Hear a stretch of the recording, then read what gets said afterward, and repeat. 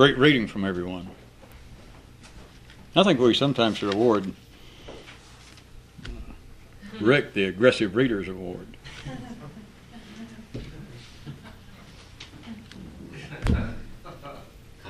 Would you like? I was suddenly struck by a little story I heard. Not a story, I mean, it's something that happened, but somebody happened to tell me. Since we've been doing some taping and this is getting shown, what do they call those outfit where they send the television over that string between tin cans? Cable.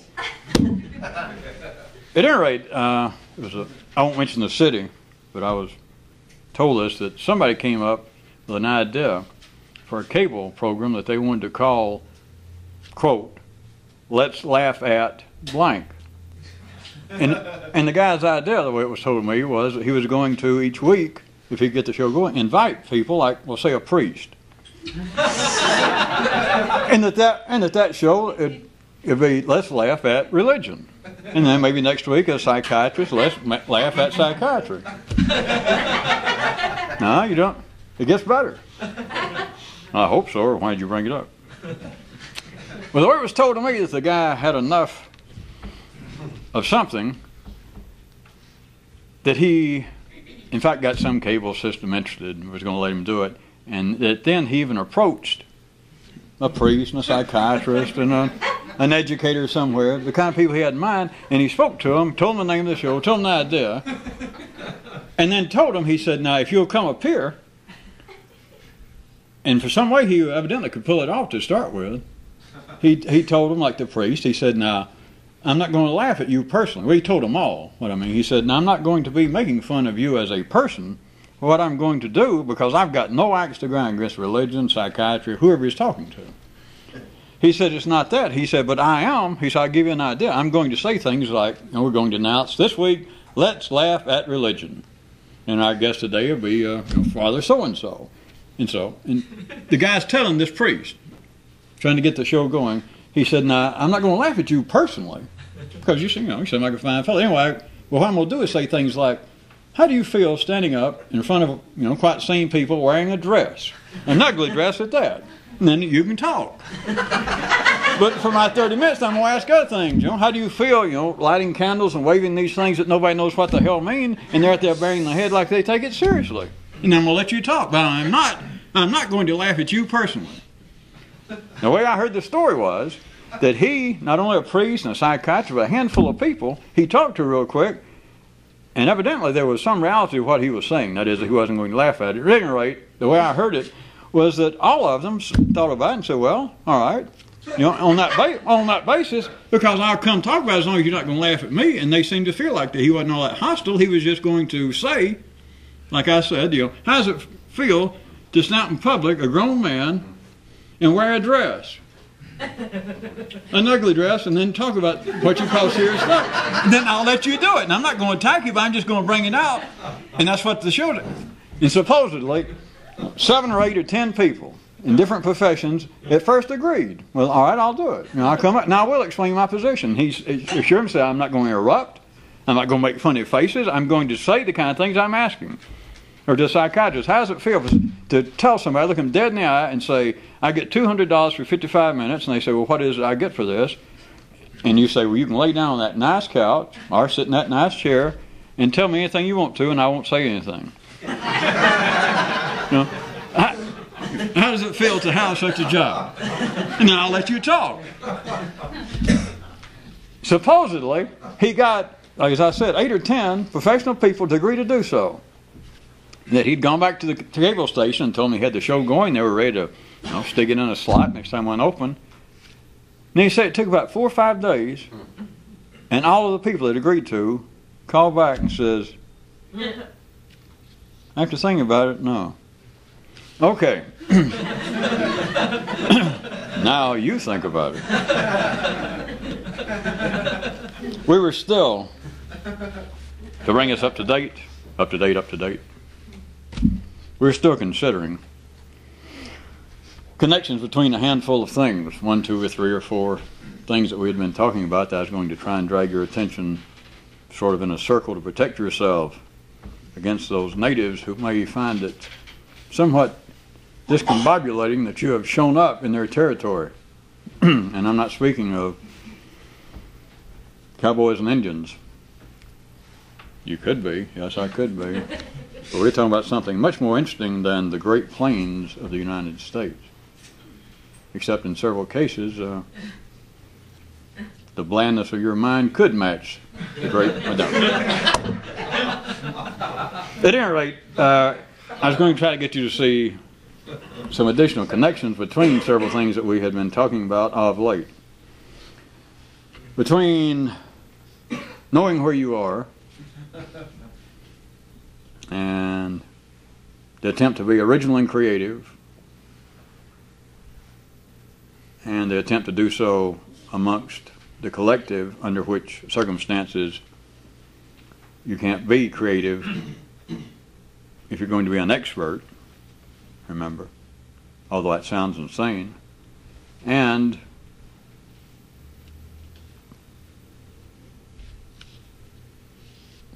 to be an expert, how you've got to be able to ignore the obvious.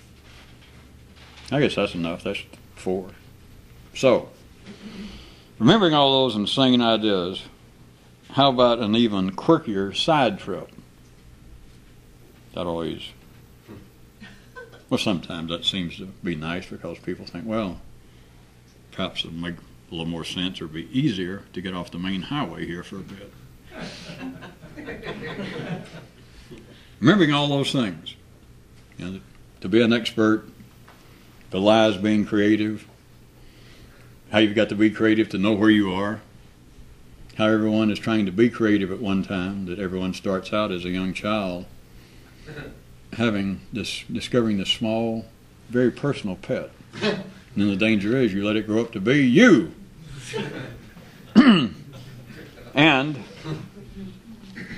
to be an expert requires that you be able to ignore the obvious. Take what would appear to be, and when I say quirky, we're getting, since it's getting close to the weekend, not even just up to the line where sanity and some other reality seems to merge, but even to the point that if you get there and you can skate a little bit, it seems like somebody's beginning to blow on you. But at any rate, it's the kinds of things, there's nothing extraordinary, the example, except, to give you some warning in advance, except the examples and stuff I was about to pull out of ordinary life. If you listen just with sane ordinary ears, at first it would sound like that it's offered proof against everything that I've been talking about. Or worse yet, better yet, at first it sounds like, well, that, come to think about it, just supports an opposite view, and then think just a little past that no it doesn't. And the examples are sane and ordinary to start with, and the worst part is you might go a little past it and think, wait a minute, it don't mean nothing. Pardon the technical talk. Are you ready? Regarding all of what the preface. Considering everyday affairs. We could use politics, economics, world affairs, but let's take politics. And for those of you that might just be seeing this, I'm just using the terms in the way in which they're everyday used, and I'm not arguing with them. I have no interest. This has no interest in it. But here are examples that if you are semi-well-read or keep up, know anything going on, which you all do, then the examples are not extraordinary. But let us take the area of politics. A man who appears to be a leader somewhere. An expert can state, let's say at first the expert is a conservative, in the general sense of that political term in the West. And this expert, man, he's a speech, he may already be in elected office and running for a higher office. But here is a political expert, and let's say he's conservative, and he proclaims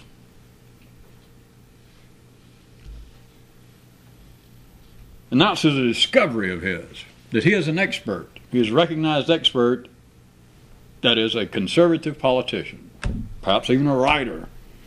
But he announces this discovery. He says that the majority of property crimes, theft, burglary, such as that, that the majority of property crimes are committed by the poor. Let's try the other side. Perhaps let's take an expert, a liberal, political liberal expert. And let us say that his latest discovery is held in his announcement that the rich control the majority of this world's wealth.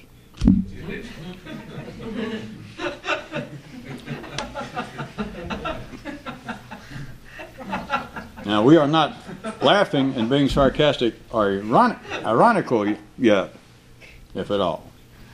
A man can state that, either one of those, and his followers.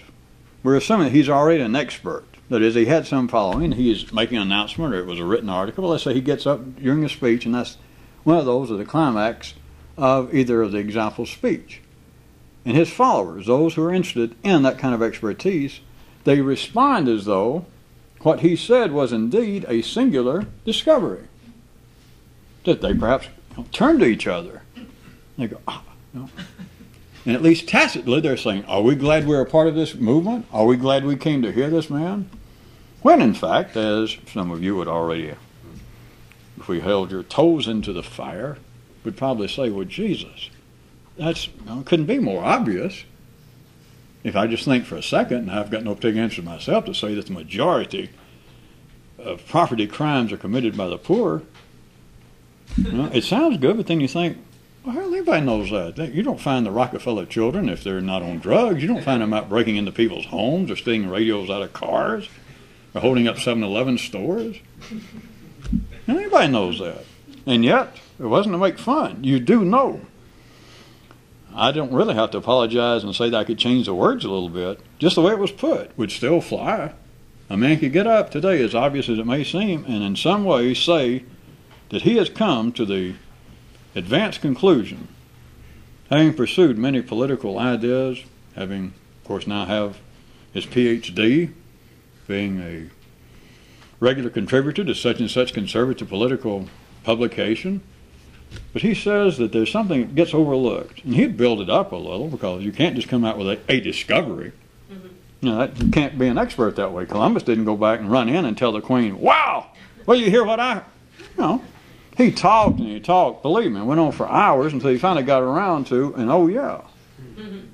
By the way, and then he reaches in his pocket and he pulls out some jewels and stuff he found.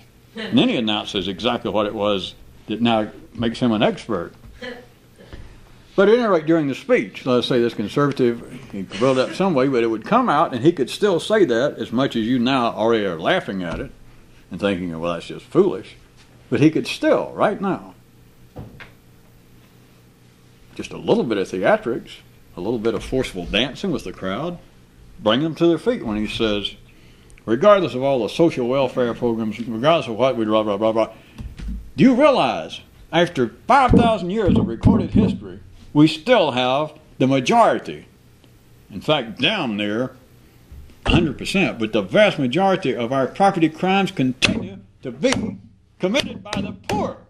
And people would stand up, yay! Now, you can't ask, well, what does that convey? Are we all going to kill the poor? Instead of that, well, how about this? We'll all take what we got and give it to the poor in that case, and then they won't have anything to, try and rob us or break in our home.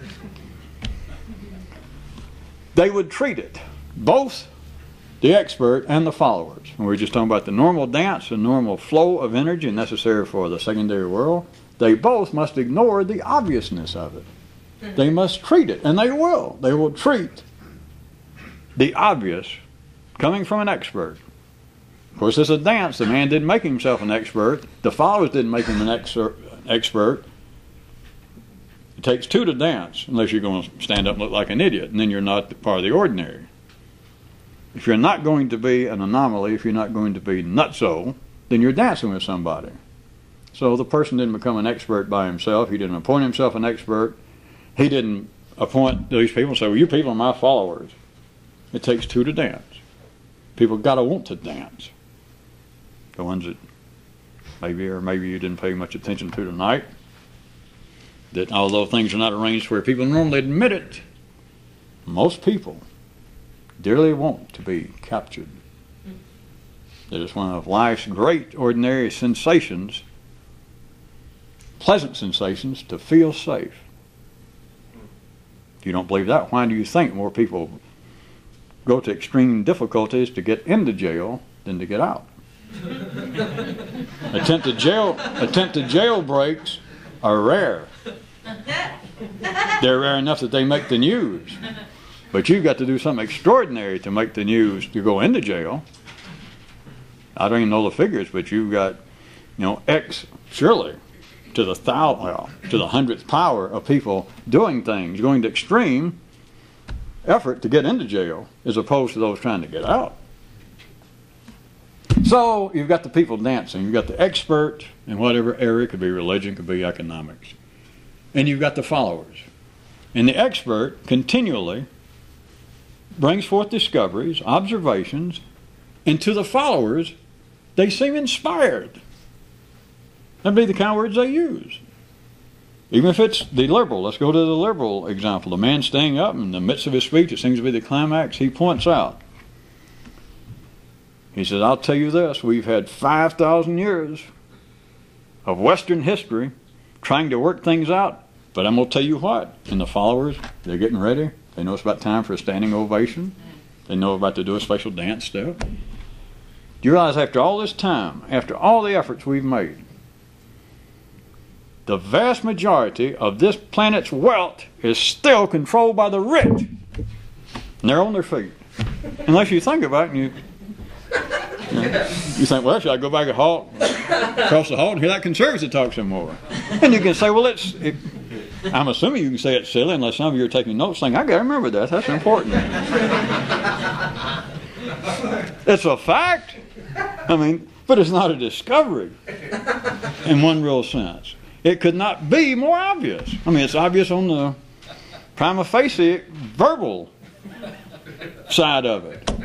And yet you do know, I'm not being funny and not being sarcastic, it would bring people to their feet and they would turn to each other in the crowd. Those are dancing with this expert, and they would truly, somebody probably, if the crowd was big enough, somebody would even probably use the words like inspired.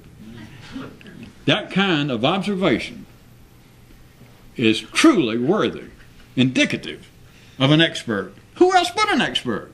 They don't feel like they could do it, or they'd be up there on the platform. They sit there, and the guy leading the dance, the expert, and the followers, they both must ignore the obviousness of it. That certainly the wealth is controlled by the rich. Well, certainly the majority of crimes against property are going to be done by the poor. What the hell does this mean? It is not obvious when it's in the secondary world. It is not obvious, that is, in the sense that it's moot, meaningless, jejune, because if it moves things, it's serving a purpose. It would only be ordinary smartasses standing on the outskirts of the ballroom who are not dancing themselves at the moment, who point at such as this and go, boy, what a bunch of dunderheads. Can you believe that? Somebody applauding a guy standing up and saying, the wealth of this world continues to be controlled by the rich. And some guy standing over here can spit, make fun, and do this, and that doesn't mean anything. Well, of course, I can go ahead and admit that verbally, as we've already done, what the man just said was insane. Well, foolish, self-evident, meaningless. But as long as energy is flowing, just because something seems to be meaningless at a verbal level, the secondary level, that does not mean it's meaningless. It's only people caught up or caught at the edges of the dance floor who are not particularly engaged in a dance, the dance at that moment, who go and point at things that are just... It normally comes out like this, those kinds of critics, is how can we call ourselves intelligent creatures when our minds still operate so irrationally? That's always their proof. That we're not intelligent creatures, we're not mental creatures, or our mind would not be irrational. Irrationality, as they call it, had nothing to do with being intellectual. If your mind's going, it's going. And to say, well, wait a minute, but some people's mind's irrational. So what? Does it move energy? Well, yeah, but I don't like it. Wait, let me call Life so Life can hold its breath. I'm sure Life wants to be the first to hear that you don't like that. Well, it's not just me. It's insane. It's irrational. How can people say that they want to do one thing and they do another? How can religion say it wants to help people and then they wage wars? That is irrational. We are not intelligent creatures as long as we do that. Hold on, let me call Life. I mean, Life will just be so... Life's going to find this absolutely either mind-boggling, breathtaking, or shocking. You wait right here. If it's moving energy, it's not meaningless. But from the view of the secondary world having a potential meaning, that is now from a revolutionist view, then might we suspect that something is not absolutely kosher in the fine state of Idaho. I assume Shakespeare will forgive me. It got very twisted in the telling. Had something to do with kings and smelly fish and colder climes.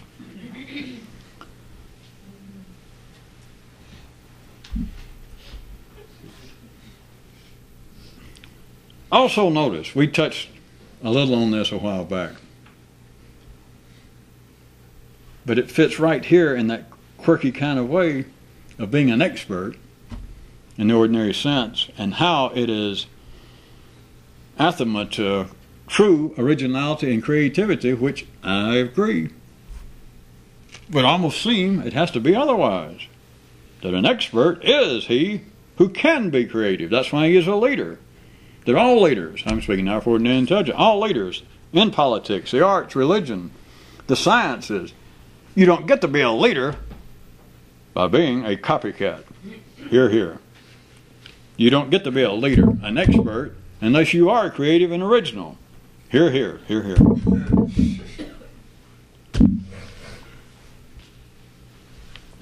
Try this additional side step. It is always the expert, the hip, the fashionable, who are the absolute quickest to pick up on the latest in phrases. Now, don't just ignore this. It's not social commentary, and I know we hit it once before, but it fits in an expanded way right here. That experts, that includes commentators, reporters, those making some editorial observation on news, whether it be political, economic, they are the first ones, and usually the last ones, to hold on. But they are, now listen, and it's not irony, it's not any basis of sarcasm, but those who are experts, even if they're just commentators, they are the first ones to pick up on the latest in phrase. Right now we're dealing with, if this stays on tape sometime, this is early 1991, 92. And there's a certain kind of economic situation going on, according to most people. And there's a very prevalent term, several months old now, but if you turn on a radio or walk down the street or look at a paper or turn on TV, I don't know if you can go an hour now without hearing jumpstart the economy. All right, you laugh enough. Now, if we were ordinary people, we could go, Jesus, yeah, boy, you're right. I'm so sick of hearing that every dunderhead. Some local person at a 50-watt station down here in Peckerhead, Georgia.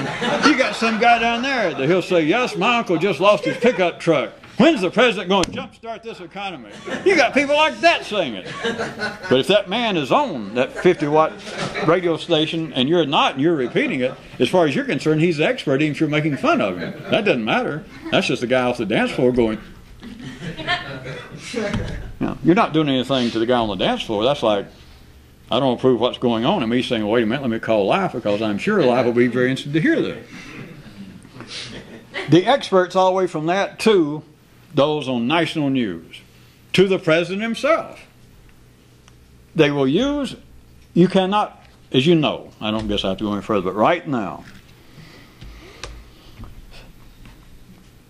it is almost impossible to hear any report from anybody in the government, to hear any reporter, to hear any commentator, to hear any critic, to hear any supporter, to say anything about the state of the American economy, it is almost impossible, as you know by now, that's why you're laughing, for them to say something greater than a 30-second soundbite and not use the term jumpstart the economy. But notice, well, another one been going for years and years, that they still,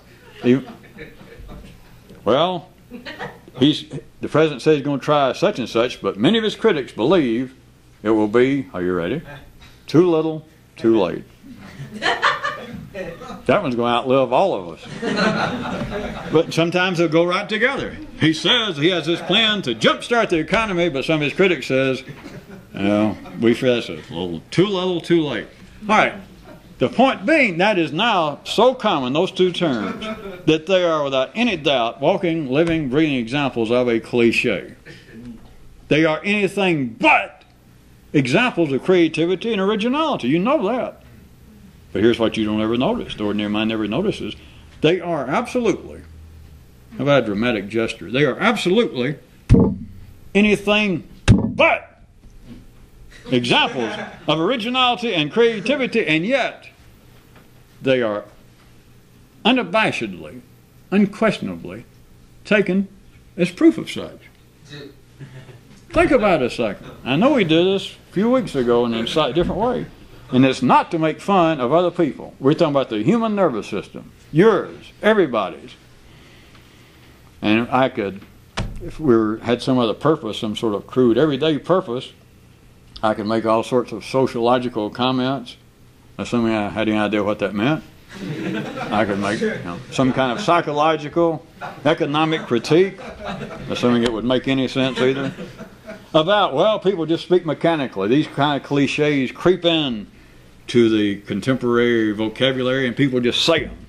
All right, yeah, but that's nothing. I mean, if that's of any importance to you, you might as well go take a priest seriously or go lay down on somebody's couch and whine and pay them for the privilege.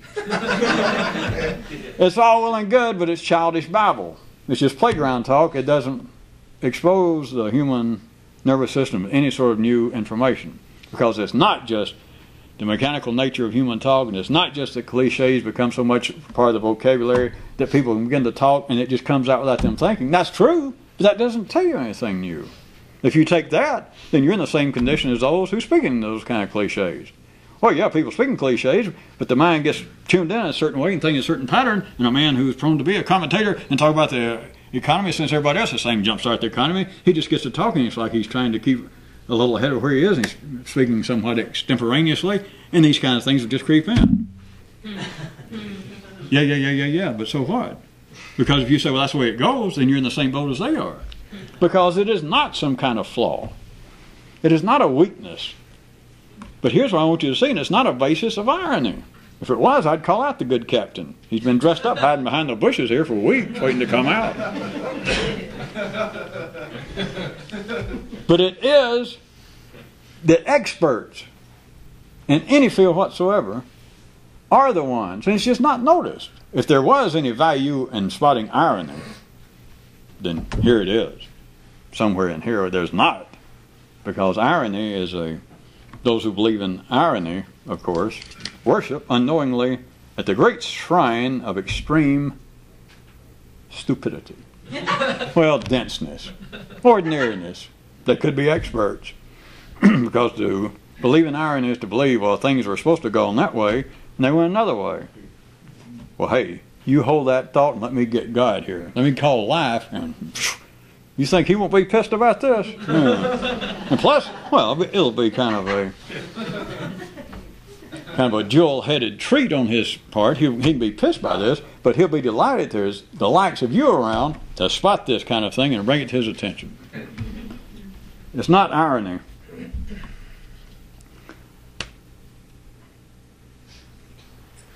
But that was only set up to try to get you to look at it again. Is that the very people that you look at as being experts, we're back still sort of where it is that experts have to be able to ignore the obvious. As an expert, you would think would be somebody creative, somebody who can come up with new insights, and yet they are the very ones who are the first to jump on in phrases mechanical talk, and will stay with it, and knowing it, you do not consciously, you do not intellectually ever have any awareness of it. There is, we just have to stop here for tonight, there is a kind of law that to be an expert, I've already said it more or less, but to be an expert, you cannot be original. Not in any real sense. And yet that absolutely would seem to be antipodal to every form of intellectual reason and sanity. We'll pick it up more or less there next time.